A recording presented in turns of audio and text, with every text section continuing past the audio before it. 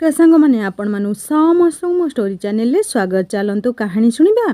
लहुरे लिखुची Premiere गपर भाग 6 पूर्व भाग जदि शुणी नाहंती जल्दी जल्दी शुणी नियंतु। कहानी शुणी सारी सब्सक्राइब करियो केबे भूलिबेनी सांग माने।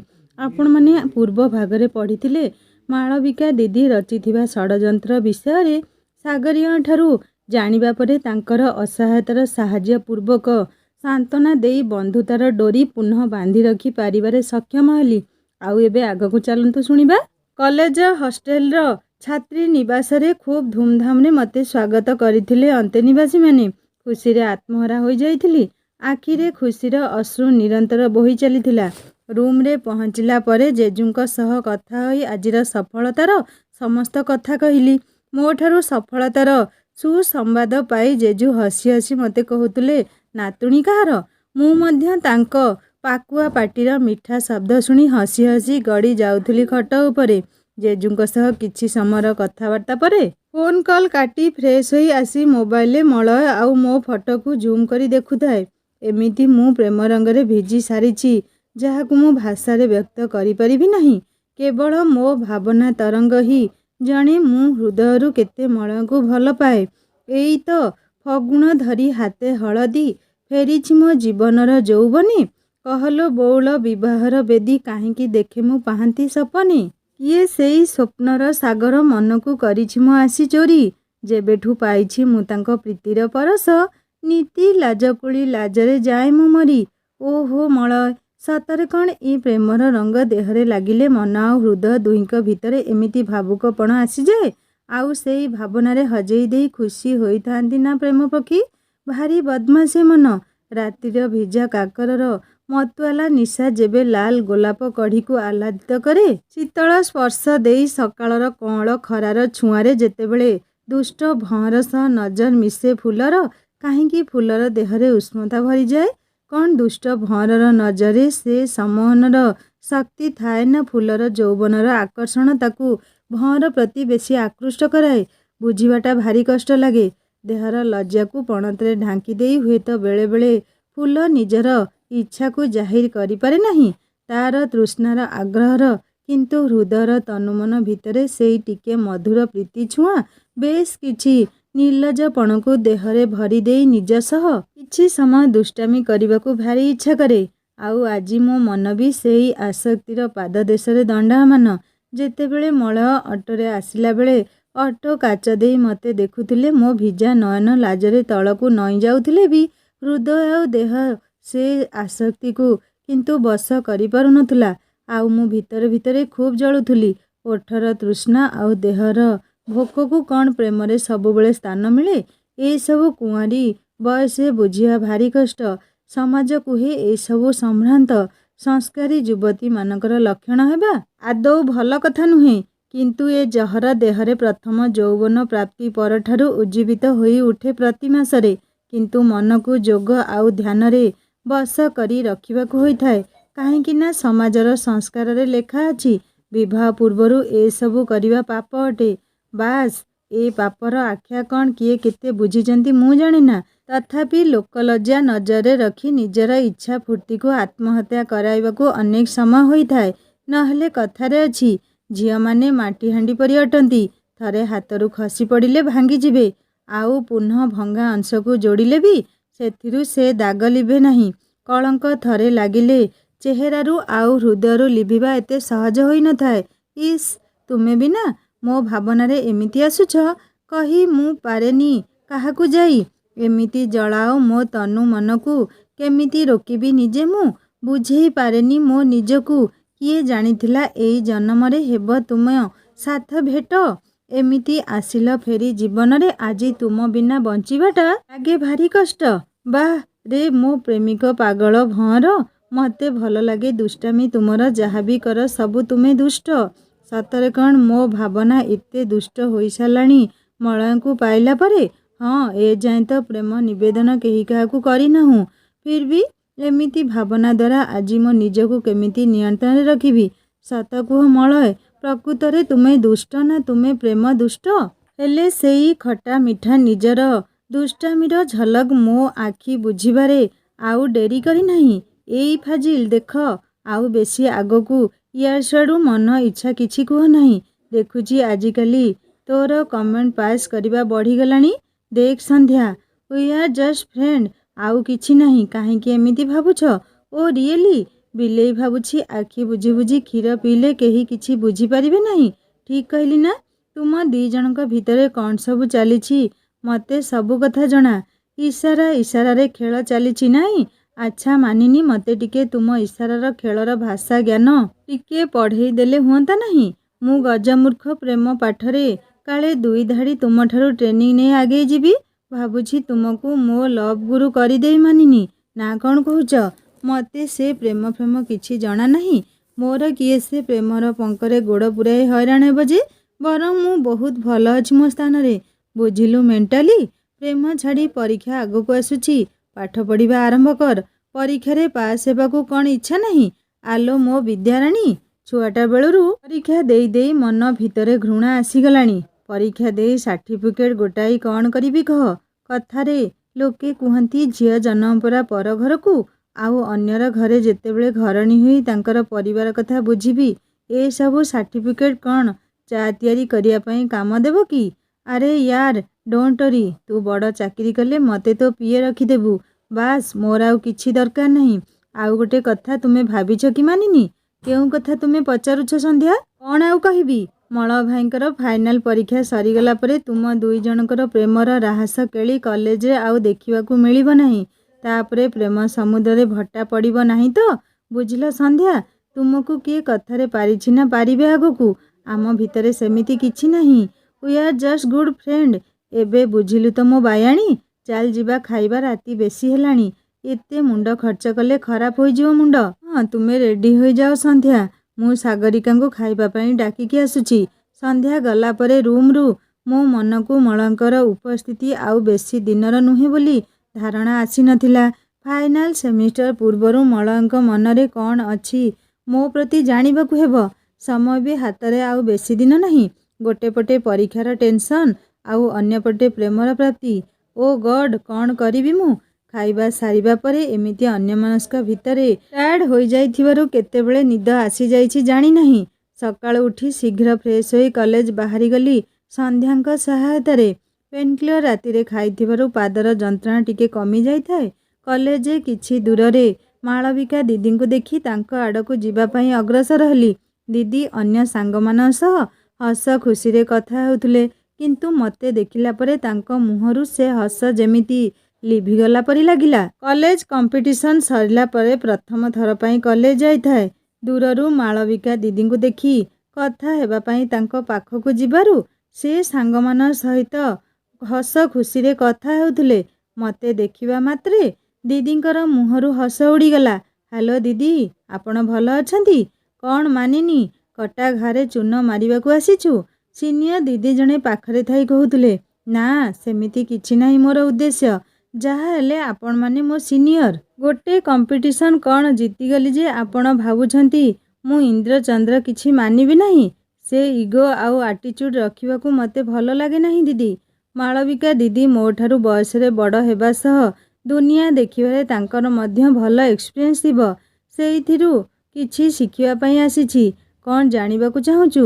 ବୁଲେଇ ବଙ୍କେଇ ନ କହି ସିଧା ସିଧା କହ। ତତେ ଦେଇଥିବା ଚ୍ୟାଲେଞ୍ଜ ମୋର ମନେ ଅଛି ବୋଲି ଆଜି ତୁମ 2 ଜଣ ଠାରୁ ମୁଁ ବହୁତ ଦୂରରେ। ଆଜି ଆଉ କ'ଣ ନିଜର ରାଗ ସୁଝେଇବାକୁ ମଉକା ପାଇଁ ଆସିଛୁ? ଆପଣ ଭୁଲ ବୁଝୁଛନ୍ତି ଦିଦି। ଭଗବାନଙ୍କ ସୃଷ୍ଟିରେ କପାଳ ଲିଖନରେ କେତେବେଳେ କ'ଣ ଘଟିବ ନା ଆପଣ କହିପାରିବେ ନା ମୁଁ। ଅନିଶ୍ଚିତତା ଭିତରେ ଅସଜଡ଼ା କିଛି ସ୍ୱପ୍ନକୁ ଆଖିରେ ଧରି ବଞ୍ଚିବାର ମାନିକୁ ଜୀବନ କୁହାଯାଏ ନାହିଁ ଦିଦି। ସେ ଦିନ ବି ରାଧା ଆଉ ମୀରା ଦୁହେଁ ଝଗଡ଼ା କରିଥିଲେ କୃଷ୍ଣ ପ୍ରେମ ସହ ମୁରଲୀଧରଙ୍କୁ ହୃଦୟ ପୁରୁଷ କରିବା ପାଇଁ। ଦୁହିଁଙ୍କର ପ୍ରେମର ଗଭୀରତା ମାପିବା ଏତେ ସହଜ ନଥିଲା। ଦୁହେଁ ଥିଲେ ପ୍ରେମର ପୂଜାରୀ। ହେଲେ ଗୋପ ଛାଡ଼ି ଗଲା ପରେ ମୋହନ ମୁରାରୀ ଆଉ କି ଫେରିଥିଲେ ରାଧାଙ୍କ ପାଖକୁ, ବରଂ ରୁକ୍ମଣୀଙ୍କୁ ବିବାହ କରିଥିଲେ ଭଗବାନ ଶ୍ରୀକୃଷ୍ଣ। ଠିକ୍ ସେମିତି ଆମେ ତ ମାତ୍ର ଗୋଟେ ଜଳର ଧାରା। ମଳୟଙ୍କ ହୃଦୟରେ ବନ୍ଦୀ କିଏ ହେବ କେହି ବି ଜାଣିନେ। ପ୍ରେମ କରିବାର ଶୈଳୀ ବି ଭିନ୍ନ ଭିନ୍ନ। ହେଲେ ପବନକୁ କ'ଣ କିଏ ବାନ୍ଧି ପାରିଲାଣି ନା ପାରିବେ? ଏ ଅଦୃଶ୍ୟ ପ୍ରେମର ଶକ୍ତି ହିଁ ଏମିତି। କେତେବେଳେ କାହାର ହୃଦୟରେ ପ୍ରେମ ରୂପକ ଚନ୍ଦନ ଲେପନ କରି ଶୀତଳତା ପ୍ରଦାନ କରେ, ତ ଆଉ କେତେବେଳେ ଈର୍ଷା ଆଉ ଅହଙ୍କାରରେ ବଶ ହୋଇ ପ୍ରତିଶୋଧ ପରାୟଣ ହୋଇ ପ୍ରେମର ଅଗ୍ନି ହୃଦୟରେ ପ୍ରଜ୍ୱଳିତ କରାଏ। ଆପଣଙ୍କ ହୃଦୟକୁ କଷ୍ଟ ଦେବାର ଉଦ୍ଦେଶ୍ୟ ମୋର ଆଦୌ ନାହିଁ। କେବଳ ସାନ ଭଉଣୀ ଭାବରେ ଅନୁରୋଧ କରୁଛି। ତିକ୍ତତା ଆଉ କଟୁଳିତା ପରେ ମଧ୍ୟ ଜୀବନରେ ବଞ୍ଚିବାର ବହୁ ମୂଲ୍ୟ ଅଛି। ସେଥିପାଇଁ ଆପଣଙ୍କଠାରୁ ମୋର ବହୁତ କିଛି ଶିଖିବାର ଅଛି। ବୁଝିଲୁ ମାନିନୀ? ସବୁ ଘଟଣାକୁ ବନେଇ ଚୁନେଇ ଭଲ ଭାବରେ ଉପସ୍ଥାପନା କରିବାର ଶୈଳୀ ତତେ ଖୁବ୍ ଜଣା। ହେଲେ ତୋର ଏ ମଧୁର ବଚନ ଆଉ ଉଚ୍ଚ ବାଣୀର ପ୍ରଭାବ ମୋ ଉପରେ କିଛି ପଡ଼ିବ ନାହିଁ।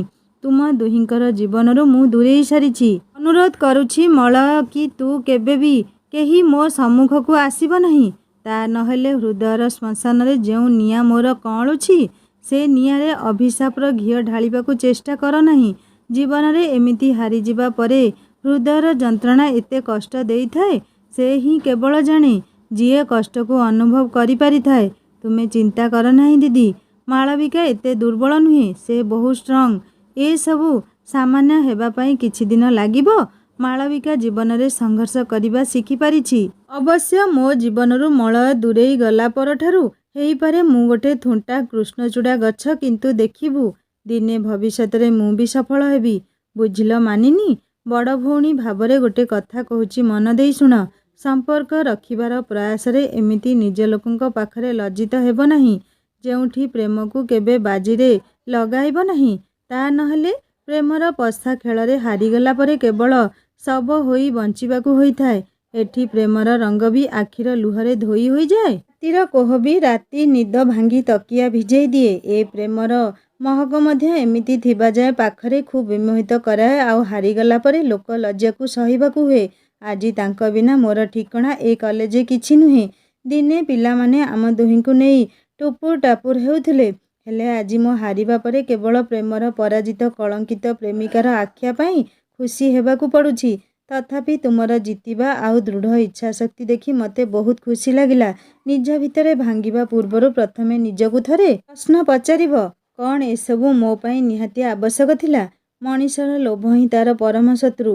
ଆଉ ସେହି ଶତ୍ରୁକୁ ବେଶୀ ନିଜ ଭିତରେ ବଢ଼ାଇ ରଖେ। ଯେତେବେଳେ ଗର୍ବ ତାର ପରମ ଅସ୍ତ୍ର ବୋଲି ବଞ୍ଚିବା ପାଇଁ ଭାବିନିଏ, ସେଠି ନିଶ୍ଚିତ ବିନାଶ ହିଁ ହେବ।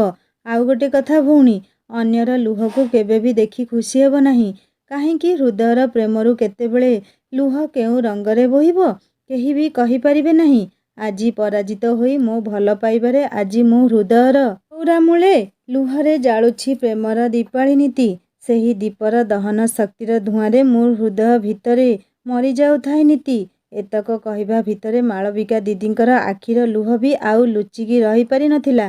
ସେହି କୋହଭରା ଲୁହର ଅସ୍ମିତାରେ ମୋ ହୃଦୟ ବି ଅସ୍ଥିର ହେଇଯାଉଥାଏ।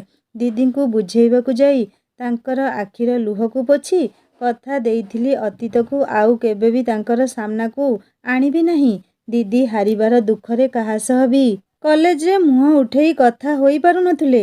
ସମ୍ପୂର୍ଣ୍ଣ ରୂପେ ସମର୍ଥନପୂର୍ବକ ରକ୍ଷା କରିଛନ୍ତି ବୋଲି ଜଣାଇବାରୁ ମୋ ମନ ଖୁସିରେ ନାଚି ଉଠିଥିଲା। ସାର୍ଙ୍କୁ ଅନୁରୋଧ କରି କହିଲି, ଏ କଥା କେବଳ ଆପଣଙ୍କର ଆଉ ମୋ ଭିତରେ ରହିବ।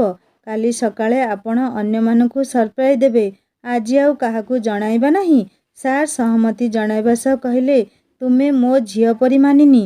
ତୁମର ପରୋପକାର ଆଉ ଦୃଢ଼ ଇଚ୍ଛାଶକ୍ତି ସହ ଲିଡରସିପ୍ର କ୍ୱାଲିଟି ଦେଖି ମୁଁ ବହୁତ ଖୁସି।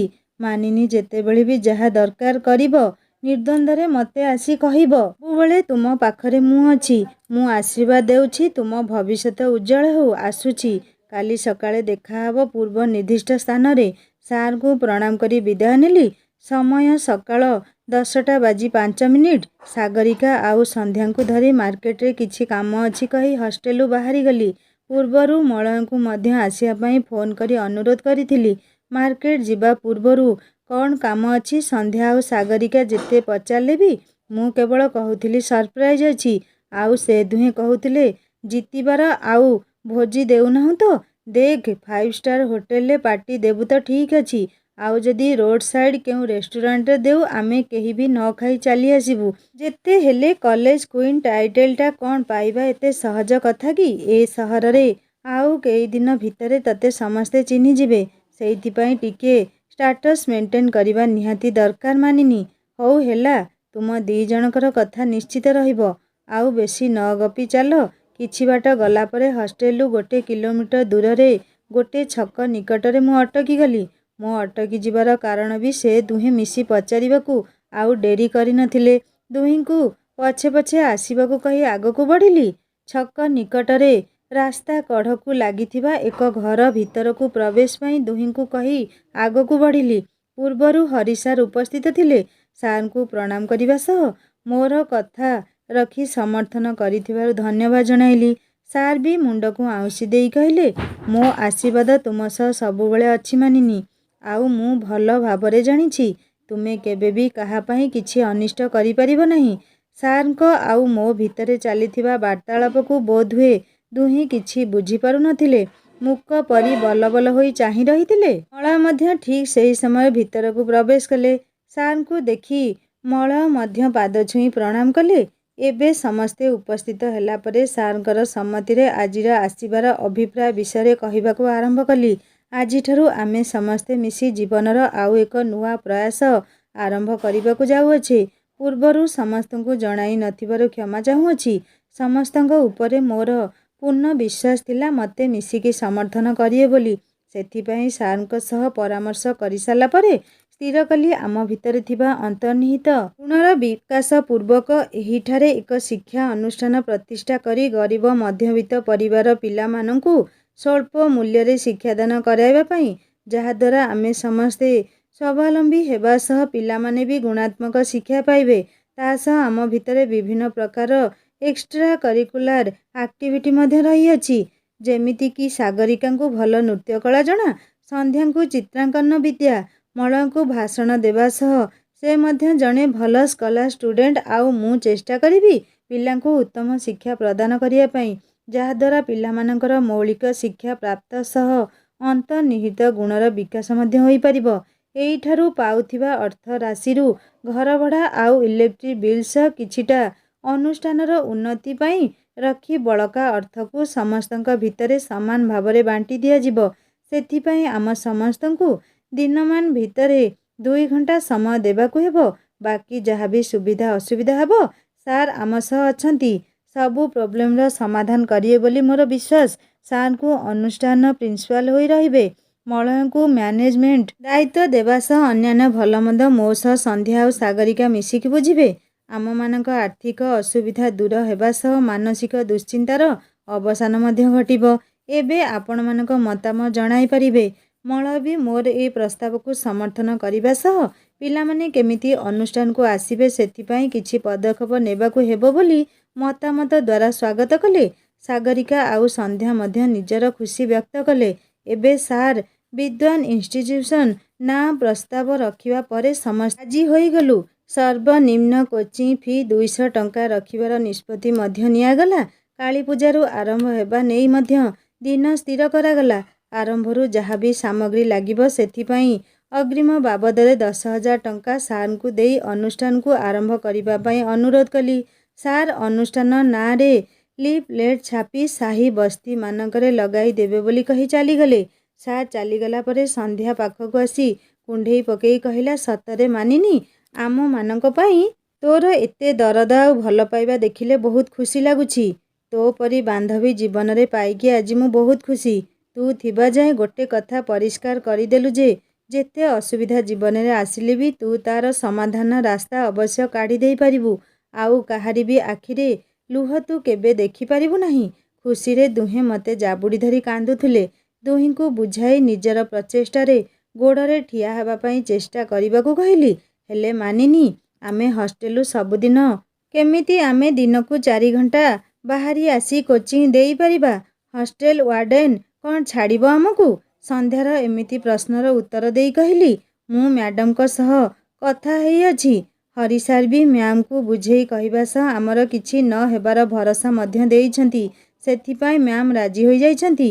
ଦୁହିଁଙ୍କୁ ହଷ୍ଟେଲ ଫେରିଯିବା ପାଇଁ କହିବା ସହ ସନ୍ଧ୍ୟାରେ 5 ଷ୍ଟାର ହୋଟେଲରେ ପାର୍ଟି କହି ମଳୟଙ୍କ ସାଥିରେ ମୁଁ ବାହାରି ଆସିଲି। ମହାନଦୀର କୂଳରେ ବାଲିଯାତ୍ରା ପଡ଼ିଆର ଶେଷ ଭାଗରେ ମଳୟଙ୍କ ସହ ବାଇକ୍ ଉପରେ ବସି ରହିଥାଏ। ବୁଝିଲ ମାନିନୀ, ସତରେ ତୁମକୁ କ'ଣ କହି ଧନ୍ୟବାଦ ଦେବି ବୁଝିପାରୁନାହିଁ। ମୋ ମନ ଭିତରେ ମଧ୍ୟ ଏମିତି ଏକ ବିଚାର ଚାଲିଥିଲା ଦୀର୍ଘ ଦିନ ହେବ। ଏଇ ବର୍ଷ ପାଠପଢ଼ା ଶେଷ ହେଲା ପରେ ଆଉ ଘରକୁ ନ ଫେରି କୋଚିଂ ଦେଇ ପିଲାମାନଙ୍କୁ ନିଜ ଗୋଡ଼ରେ ଠିଆ ହେବାର ସ୍ୱପ୍ନ ଦେଖୁଥିଲି। ଆଜି ମୋ ସ୍ୱପ୍ନକୁ ବି ତୁମେ ସଫଳ କରିଦେଲ। ସେଥିପାଇଁ ବହୁତ ବହୁତ ଧନ୍ୟବାଦ ମାନିନୀ। ଆପଣ ସେମିତି କାହିଁକି ଭାବୁଛନ୍ତି? ଆପଣଙ୍କର ପାଠପଢ଼ା ସରିଲା ପରେ କ'ଣ ମୋ ଠାରୁ ଦୂରକୁ ଆପଣଙ୍କୁ ରହିବାଟା ଭଲ ଲାଗିଥାନ୍ତା କି? ସେଥିପାଇଁ ମୋତେ ଲାଗିଲା ଏମିତି କିଛି କଲେ ଯେଉଁଥିରେ ଆପଣ ମୋ ପାଖରେ ରହିବା ସହ ଆତ୍ମନିର୍ଭରଶୀଳ ହୋଇପାରିବେ। ଆଉ ହରିସାର୍ ବି ସବୁ ଶୁଣିସାରିଲା ପରେ ରାଜି ହୋଇଗଲେ।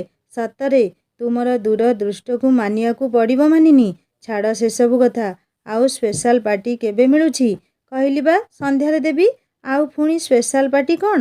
ବୁଝେଇ କହିବେ କି?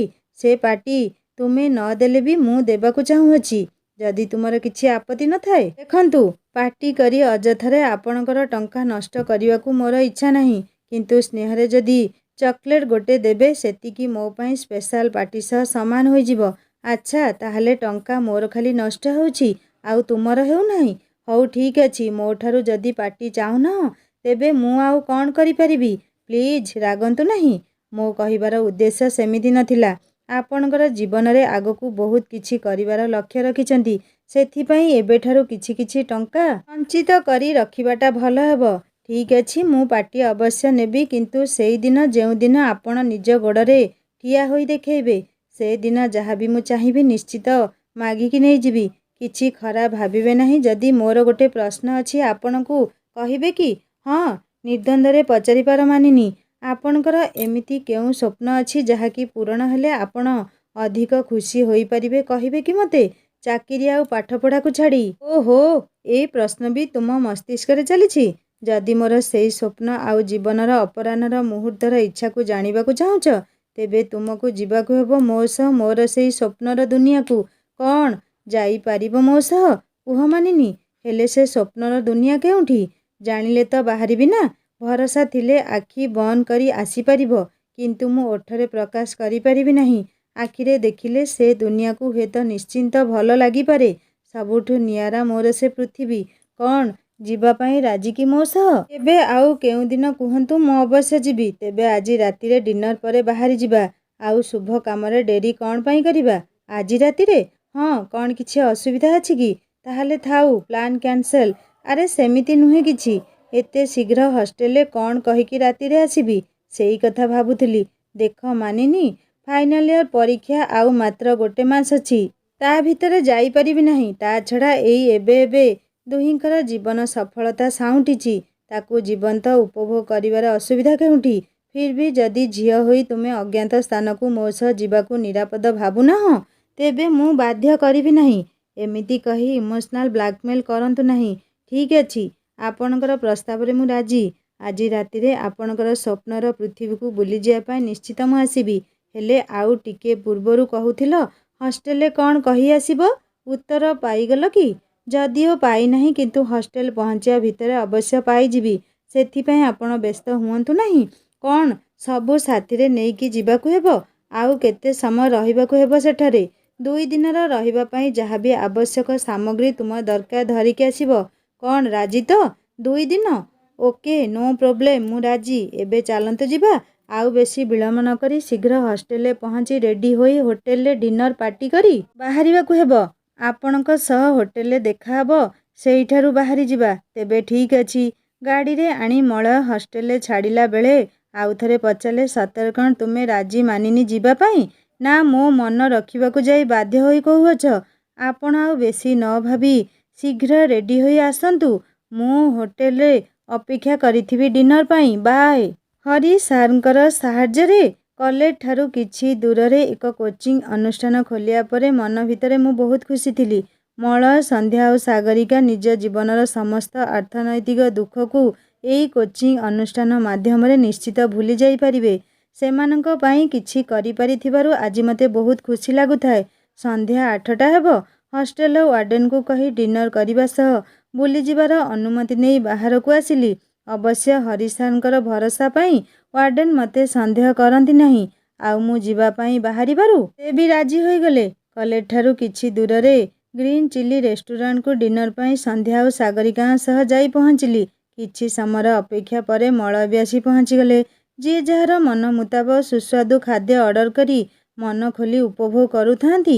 ହେଲେ ମୋ ମନ ଥିଲା ମଳୟଙ୍କ ନିକଟରେ।